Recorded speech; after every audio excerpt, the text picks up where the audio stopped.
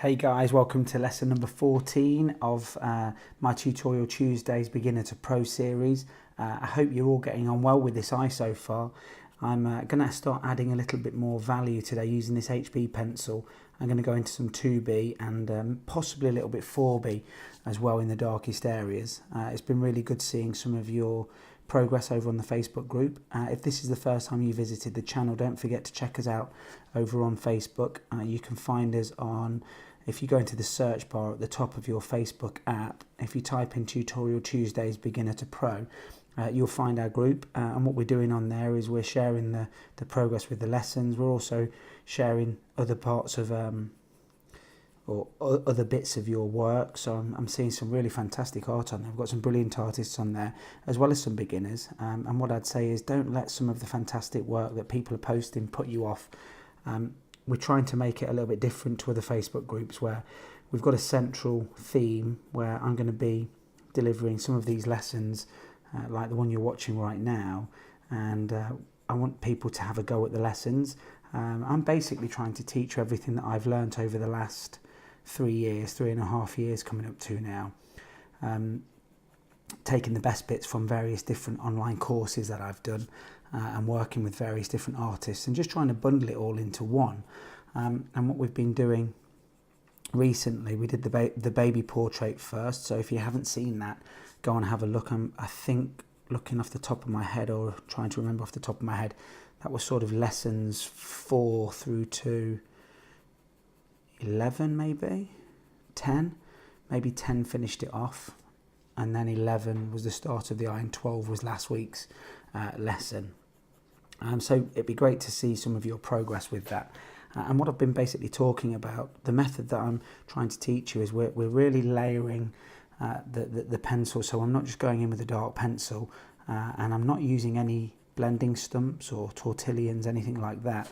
What we're doing is we're layering the graphite, and this is going to give us a beautiful, realistic look to any of our drawings. And as I'm sure you've seen over on the Facebook group, some people are starting to get the hang of this technique and beginning to produce some fantastic work. So I hope you'll have a look through some of those lessons. Don't forget to subscribe to the channel. You can hit the notifications icon, and that means that whenever I do release a new video, you will be notified of that instantly, so you don't miss anything.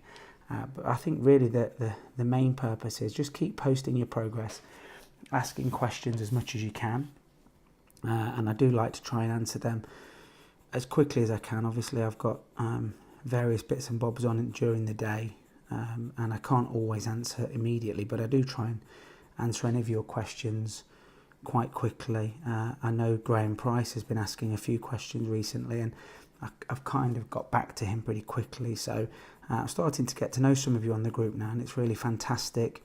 Some of your comments have been really nice.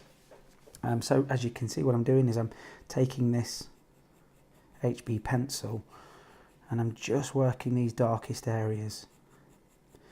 Now what I'm doing here is called a tapered stroke. I'm only pulling the pencil towards me.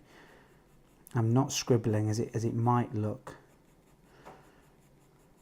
on the video. Obviously I don't think the video camera, particularly at the height that I've set it, will pick up the movements as they're very quick.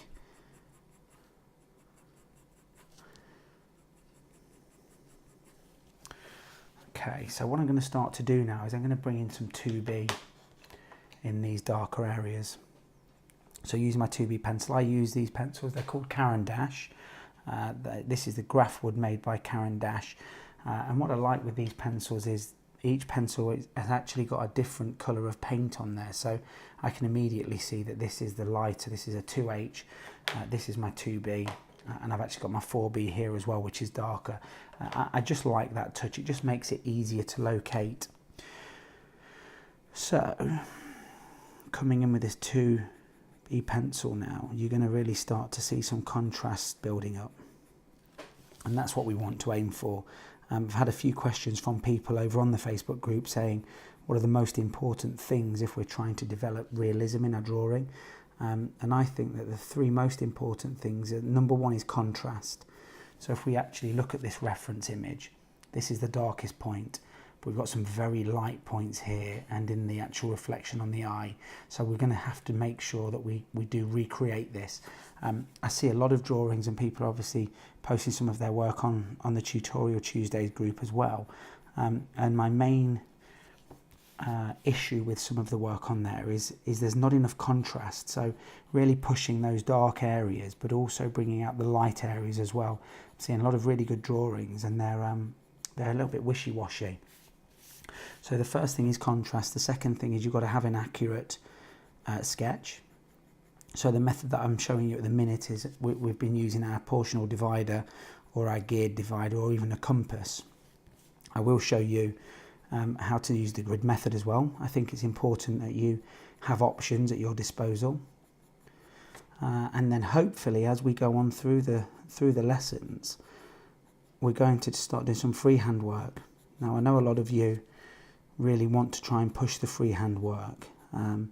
And what I'd say is, if you're a beginner, stick with the methods that I'm showing you at the minute, and you'll be amazed that once you've started to pick up these ideas, that actually going ahead and freehanding, you will have such a better attempt at them the first couple of times. And I can, when I started freehanding things, I used to do quite a lot of cartoon work, and if you actually have a look back through my YouTube channel, you can see an awful lot of cartoon work. I like drawing Marvel characters and things like that, but I learnt to draw in a fashion, what I would say the correct way, sort of classically like this, just using the pencil, no blending stumps, learning how to use dividers, grid methods and things like that. But once I'd learnt that, turning my hand to freehanding, particularly cartoons, I found it extremely easy.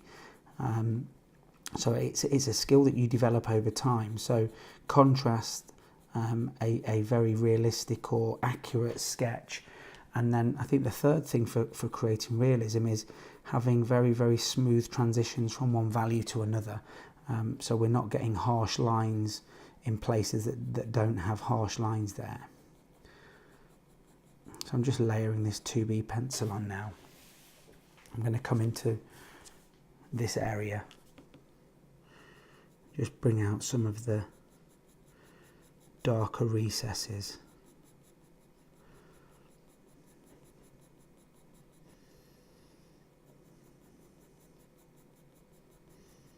Don't forget to share your Instagram with us, guys, on the group. It'd be good to follow some of you and see some of your work. You can find me, obviously the same handle. It's artistic N1K, the same as my YouTube channel, Artistic Nick. NIK was taken on YouTube, so I just tended to make things N1K. And it'd be great. I'll follow you back, so go and have a look at that. I post most of my work and my progress shots and things like that up there too. So I can see in here we've got some darker areas. This is a darker area in there, so I'm just going to make sure I bring that out. And I'm always turning the paper. I'm never going for too long in the same direction. Always turning my pencil as well so that I'm keeping it sharp. There's nothing worse than a blunt pencil. It doesn't do your work any justice, particularly when we're using this tapered stroke. It's very important that we do have a nice edge, a nice point to it. Okay, I'm going to start going into this pupil a little bit more. I need to make sure that this pupil is the darkest spot. I don't want this to...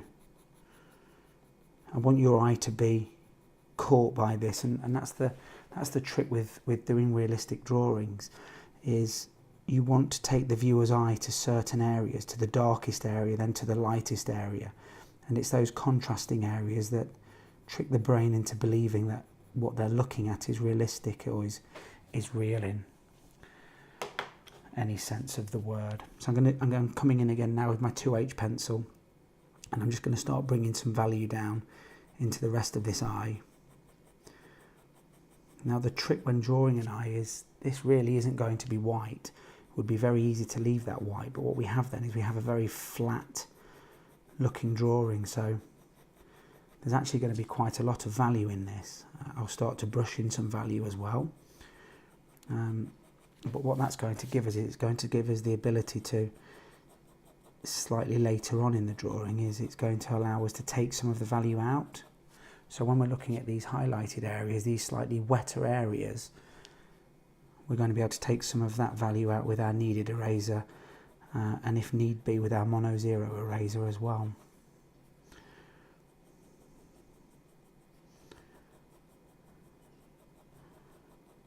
So just tapering this stroke on, not being scared of the darker areas. Let's continue with this here actually.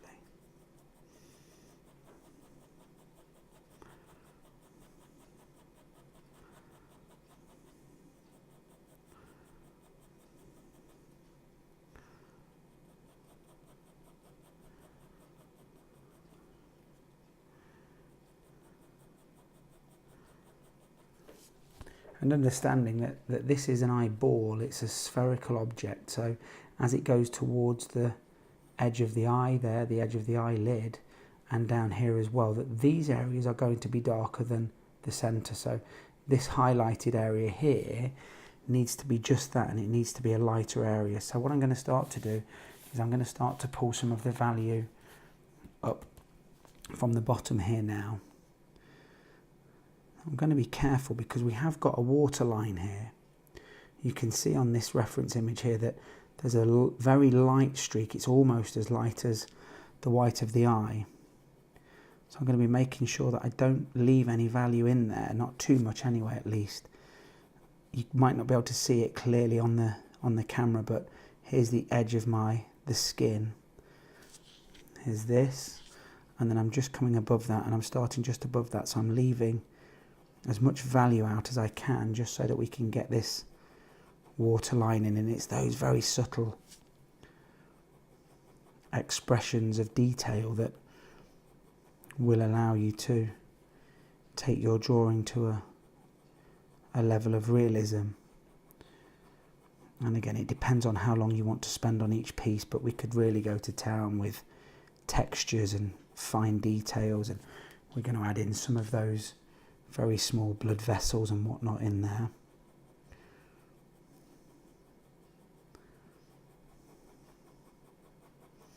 So just lightly layering on this 2H pencil. What this is doing is it's conditioning the paper.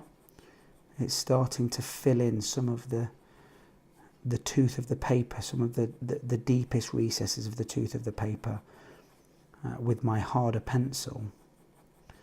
And what that's going to do is it's going to then allow me to build layer upon layer. And it's why it's so important that when you are looking to do any realistic drawing, you get a paper that is capable of holding multiple layers.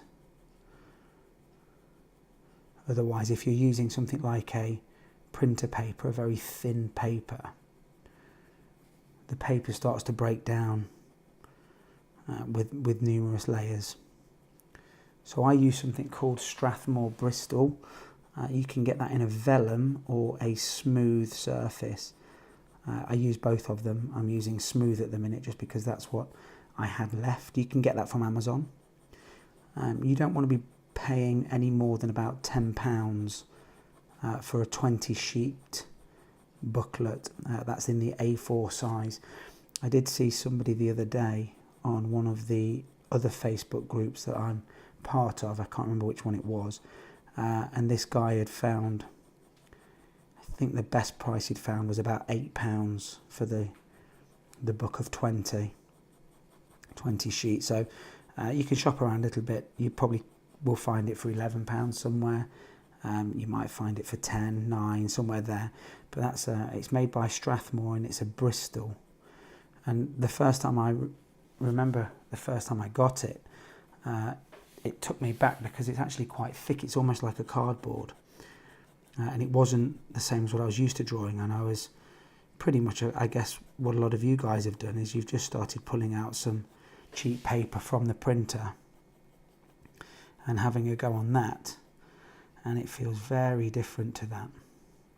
But what it does do is it allows you to layer, and that's what I want. The message that I want to get across to you in these lessons is we're building layer upon layer up. We're starting with the harder pencils, the 4H, the 2H, the HB, and then we're moving up into the softer pencils. And by the time we move to the softer pencils, because we've got this layer almost where we've conditioned the paper, it allows you to keep layering and layering. And what it also does is it prevents too much what we call graphite shine. Now, I've seen a lot of artists and they go straight in with a 2B pencil. They use a tortillon and flatten the tooth of the paper down, and their drawing looks fantastic from one angle.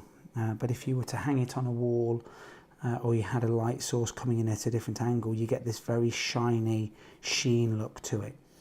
And this technique, if you get it right and you're not damaging the tooth of the paper, we get a beautiful look from almost every angle.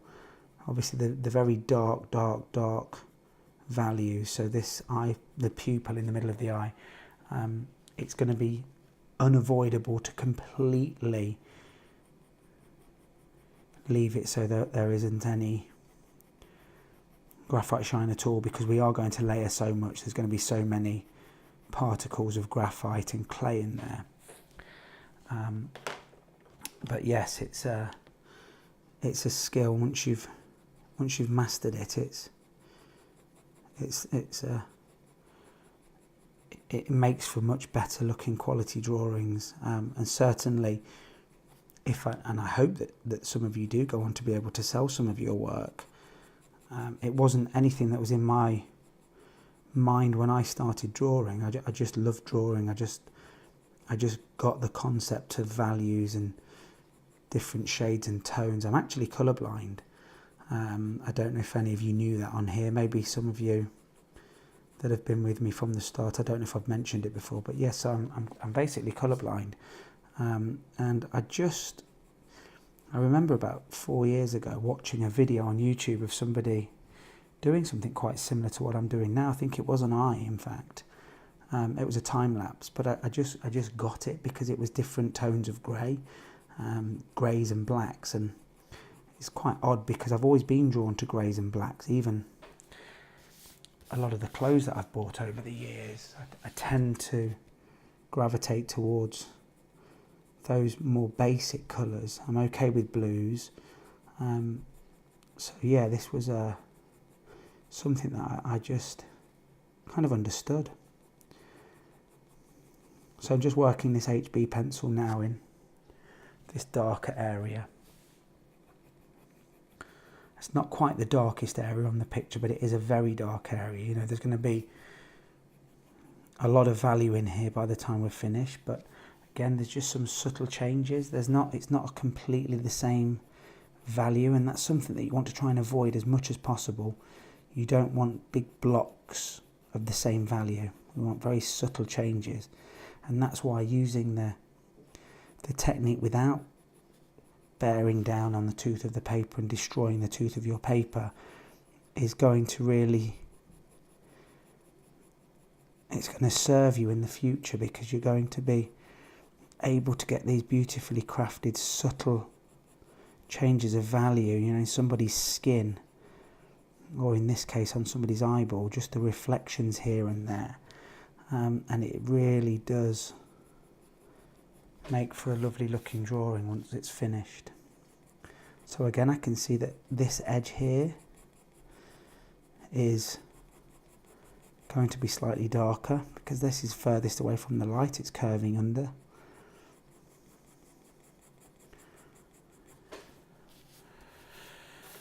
Okay, so I think we're going to now start trying to bring out some of these details with this HB pencil. So some of these lines there, I think they're called striations. It's basically a muscle that goes around this hole in the eye, and as more light hits, it contracts the muscle. As less light hits, it relaxes, and what you're left with is a bigger or a smaller hole, which we obviously call the pupil. So we're just looking for these odd shaped, and still picking out the darkest areas to begin with. We're going to gradually work our way around. I'm going to use the brush a little bit. I can see I've got some darker areas in here. Constantly turning the paper, looking at the reference. I'm constantly flicking my eye from the reference over to my rendition.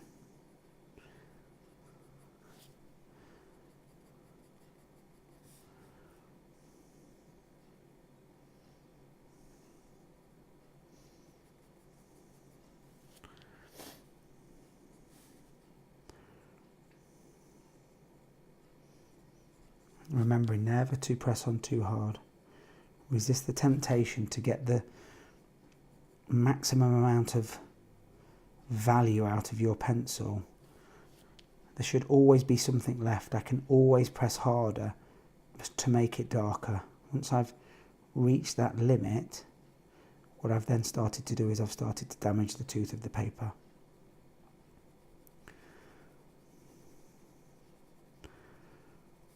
Okay, so what I'm going to start to do now is I'm going to start using this brush. It's a very, very soft brush. You can use a makeup brush. Just make sure that it's clean. And I'm going to start to brush in some of the value into the rest of this eye. And I'm going to show you now a trick that we're going to use, which is going to start helping us now begin to layer. So you can use your kneaded eraser if you want to, or I also have my Mono Zero eraser here, which is a fine pointed eraser. So let me show you with the kneaded eraser first. I'm just going to make this into a point. And what we're going to start to do is I'm just going to start to bring out my first layer of highlights. And again, I'm using my tapered stroke. And I'm just loosely sort of following this pattern. We've got this, it's almost a circle that comes around. Now what this is going to do, because I'm starting to take out value now in this area, as I add more value into the rest of the eye, these are still going to be my lighter areas, so it's almost like I'm giving myself a bit of a map, and then I can start to layer onto it. I don't know if you can see that too well. I'm going to start to take out some of the value in this highlight here as well. The thing with these grafwood pencils, the Caran D'aches, they are actually quite soft pencils, and the value does spread around quite easily. So it's very important that we do just keep reinforcing this. I'm actually going to start taking some of this out as well here.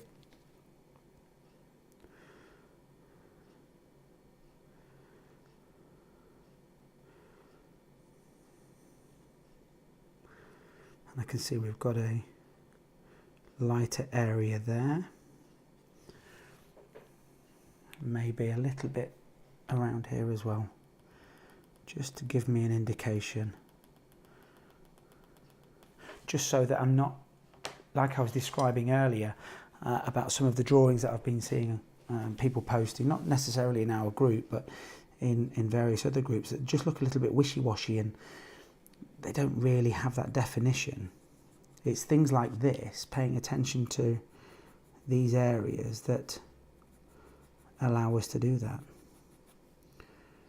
And yes, it takes some time, but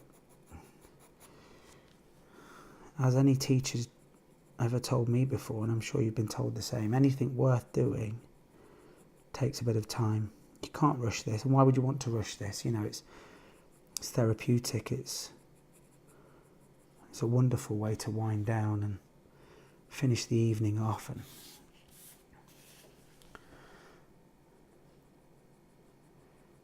switch your brain off from the mobile phones or which is ironic really, because most of you are probably watching this on a mobile phone or some sort of technology, but I think you get my gist. You know, you don't need to have this on to be drawing this. Maybe I'm putting you to sleep. Maybe that's what you use this for.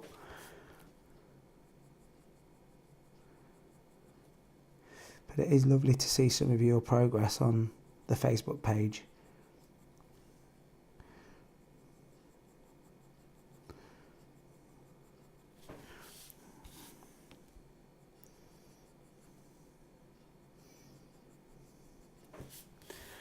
So I'm going to start to work this area again.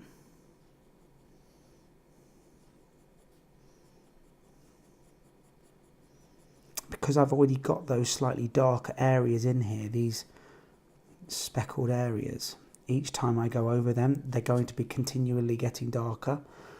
So I can still use the same pencil, which is my HB, and I can still bring the value up of everything around it without losing sight of where that is. So it's another reason why it's so important that we do put these markers out to begin with, and we get this map of where the dark areas are, because it allows us then to do subtle things like this.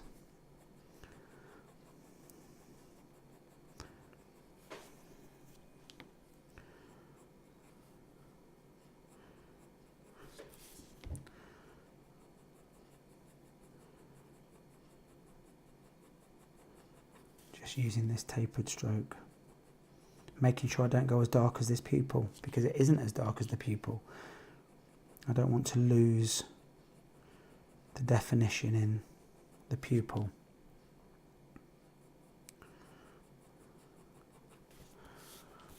And these are almost like the spokes on a bicycle wheel, radiating out from this centre line, which is the pupil.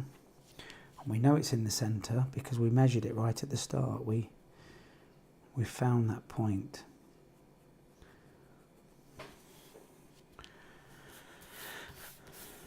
Okay, well, it's starting to come on. It's started to take shape. I don't know how it's looking on camera, but it's starting to.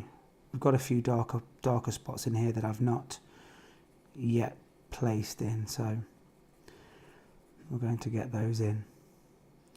And it's these attention to these little tiny details that one of the online courses that I was doing, it amazed me that the teacher was going into this much detail, and I wasn't used to that. I was used to slamming some 2B down onto the paper and using a tissue or a Q-tip to smudge the value around. And then I was doing pretty much what you guys are doing at the minute, and watching a video and replaying it and going over it and almost trying to copy stroke for stroke what the teacher was doing. And it just blew me away that they were paying so much attention to the details, you know, each one of these individual little lines. You know, and again, I've seen some fantastic eyes being drawn where they, like I've said, they just whack a 4H pencil down or even a bit of charcoal and then smear it around.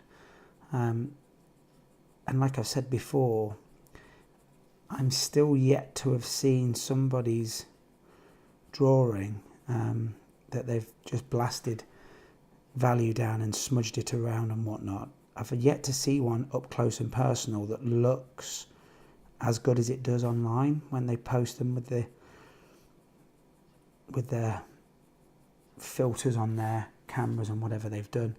I think a lot of them look brilliant from afar, but the closer you get to them, they look less and less realistic. And although I'm not advocating trying to create something that is just a photograph representation, I love it when I've got a few pictures up in my house that I've done, a couple of my children and one of my dog, and I love it when people look at them and then they get close to it and they go, oh my God, that's it's a drawing, it's not a photograph. Because once they get very close to it, you can see the individual pencil strokes. And for me, that's something that I really want to try and capture in every drawing that I produce. We're doing okay at the minute. This is quite a nice drawing to do actually. There's a lot of detail in there, but it's not too difficult. There's not a lot of things that we've got to get absolutely spot on.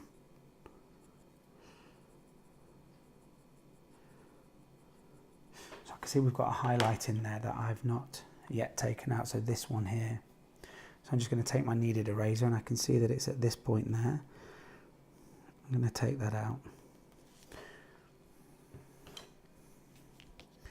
because if it's there on the reference, let's put it there now. Let's not do a half job.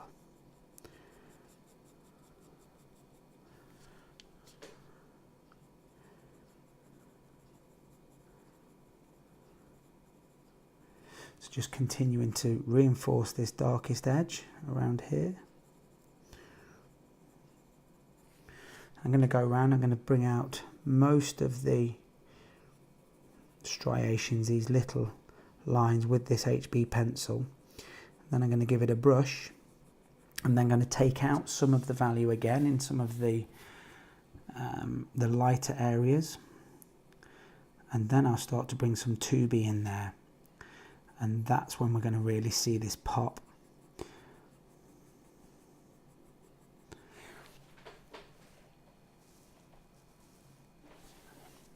So we've been running now for 31 minutes. I can't believe I can ramble on for 31 minutes. It feels like I've only been drawing for 5 minutes. So if it's okay with you, I'm going to probably continue for another 10, and then we will leave it there and come back to it on the next lesson. So basically what I'm doing is I'm using my HB pencil, and I'm starting to slowly fill out some of these details in the eye using my tapered stroke, looking for the darkest areas to begin with. I'm then coming in with my brush. I'm brushing out some of the value into the iris. I'm then using my kneaded eraser, or if you have access to a mono zero eraser, that would be fantastic. I'm using that to take out some of the lighted areas, and then I'm repeating the process. And the more you do that, the more layers you appear to have. And that's where the realism happens. It's very similar with hair. And I've posted up recently a couple of reference images of some hair projects that we're going to do. And a lot of what I'm talking about here, we are going to have the same techniques when we're doing our hair. It's this layering process. We want to have as many different layers, different undertones, highlights as possible. Let's give that a little brush now then. So again, taking my very soft brush, makeup brush will do. It's the beauty with art, you don't need to go and spend a fortune. I can remember getting into art, and I was in the art supply shop every other day and thinking if I just bought the most expensive piece of paper or the most expensive kneaded eraser, that my art would be so much better. And it isn't. It's what you do with it. So let me use the mono zero eraser now. It's just a clickable eraser. You can buy the refills for them. Again, this is on Amazon. I picked this up from Amazon. They're only a couple of pounds, and it just allows me to start bringing out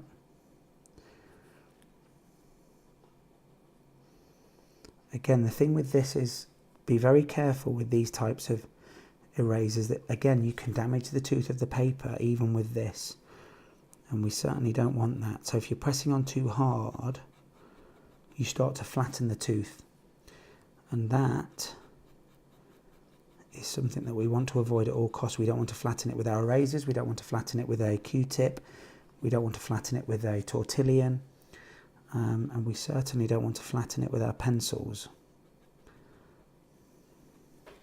I'm just going to brush the excess off now, and I think you can start to see now that we are building the contrast. We've got to go much darker around this area here, so we are going to go up into the 4B, maybe even the 6B regions, because we need a big contrast between this and this. And I might even take some value out there, but that's what this method gives us. It gives us the control. We're in complete control, always in control.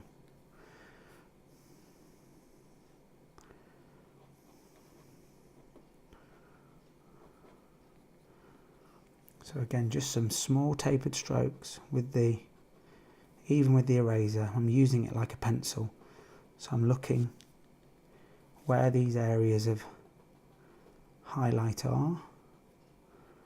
I'm making some very controlled, on purpose strokes.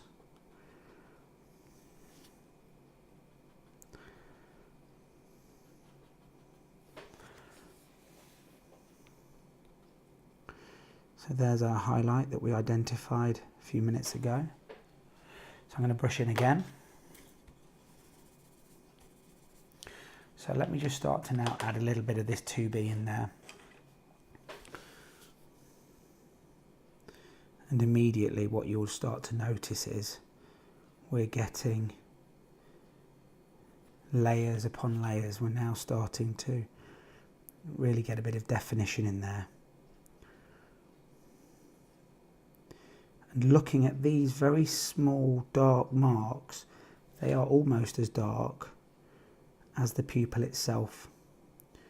So again, I'm just reinforcing all of those, just building up on what I already had there.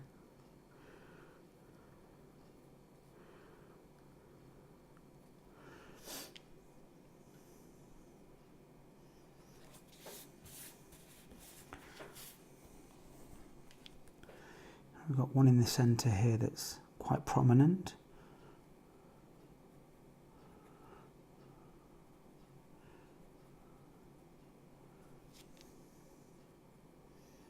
And you don't want them to look too uniform, too manufactured. We've got a human body here. This isn't something that's been made in a factory, so we don't want spokes of a wheel. I know I did say that it's similar to the spokes of the wheel in the sense of how they're moving out and radiating out from this centre, but we don't want that to look like a manufactured item.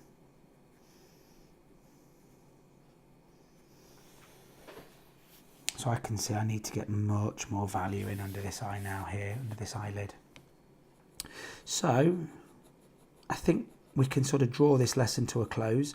It'd be really good to see some of your progress. I'm going to continue just what we said, so hopefully by the start of the next lesson I'm going to have a lot more value, a lot more of this detail. I won't go any higher than the 2B pencil. Now I've shown you the process that I'm going through. Have a go at that. Don't go too far ahead. Obviously, you know, you draw what you want to do, but it would be nice to sort of keep pace and keep up with each other, just so that we're roughly in the same place. Don't forget to give this video a thumbs up, guys. Thank you so much for supporting the channel and the Facebook group. It's growing at a rapid pace now, the Facebook group, and probably around about 2,000 now.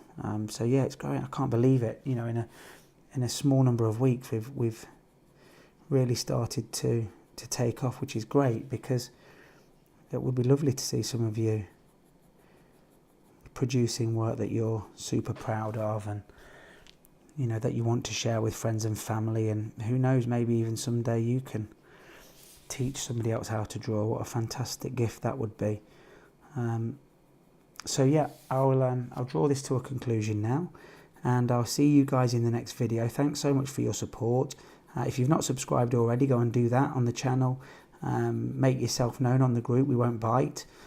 Keep posting your progress and keep supporting and helping each other, and I'll see you guys in the next video. Thanks for watching. Hit subscribe, smack the notifications button, follow me on Facebook, Instagram and Twitter.